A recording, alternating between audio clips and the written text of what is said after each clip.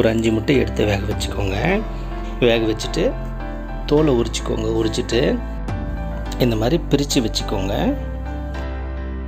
Next ஒரு கடாயில் கொஞ்சமாக ஆயில் விட்டுக்கோங்க. ஆயில் சூடான பிறகு இதில் ஒரு 2 கொத்து அளவுக்கு கருவேப்பிலை சேர்த்துருங்க.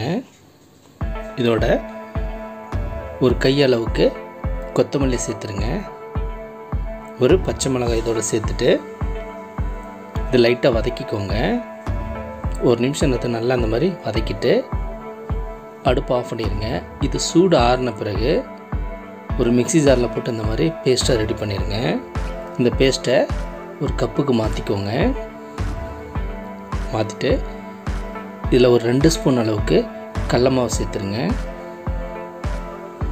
ஒரு 1.5 ஸ்பூன் அளவுக்கு மைதா மாவு சேர்த்துட்டு ஒரு 1/2 ஸ்பூன் அளவுக்கு இஞ்சி பூண்டு பேஸ்ட்டு சேர்த்துருங்க. 1/2 ஸ்பூன் அளவுக்கு கரம் மசாலா, ஒரு 1/4 ஸ்பூன் அளவுக்கு சிக்கன் மசாலா சேர்த்து உப்பு ஒரு 1/2 ஸ்பூன் அளவுக்கு சேர்த்துட்டு இது நல்லா கலந்துக்கோங்க. இது நல்லா அந்த மாதிரி மிக்ஸ் பண்ணிக்கோங்க. ஈவனாக அந்த மாதிரி கலந்து பேஸ்ட் மாதிரி ரெடி பண்ணிக்கோங்க. நம்ம ஆல்ரெடி வேக வச்சுருக்கிறதான அந்த முட்டையை இதில் சேர்த்துடலாம். எக்கை சேர்த்துட்டு இந்த மசாலாவோட நல்லா அதை கலந்து விட்டுக்கோங்க. இந்த மாதிரி ஈவனாக கலந்துக்கோங்க. இந்த பேஸ்ட்டில் நல்லா அந்த மாதிரி மிக்ஸ் பண்ணிக்கோங்க. மிக்ஸ் பண்ணிவிட்டு இது ஒரு 10 நிமிஷம் அப்படியே வச்சுருங்க. ஒரு 10 நிமிஷம் கழிச்சிட்டு நம்ம பொரிச்சிடலாம். ஒரு 10 மினிட்ஸ் ஆகிடுச்சு. ஃபஸ்ட்டு எண்ணெய் வச்சுக்கோங்க. எண்ணெய் நல்லா சூடான பிறகு இதை பொரிச்சிக்கோங்க. சூடாகாத முன்னாடி பொரிக்க வேணாம், பிரிஞ்சு வந்துடும். நல்லா எண்ணெய் சூடான பிறகு பொரிச்சிங்கன்னா நல்லா இந்த மசாலாலாம் உதிராமல் நல்லா வரும்.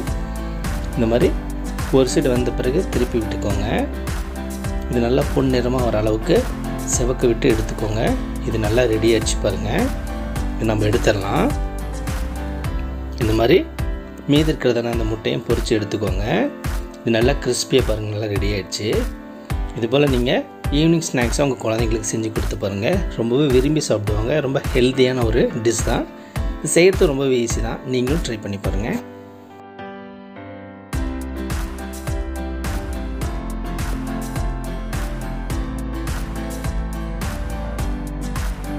இந்த வீடியோ உங்களுக்கு பிடிச்சிருந்தா லைக் பண்ணுங்கள், கமெண்ட் பண்ணுங்கள், இந்த சேனலை சப்ஸ்கிரைப் பண்ணுங்கள், பக்கத்தில் இருக்கிற பெல் பட்டனை கிளிக் பண்ணுங்கள்.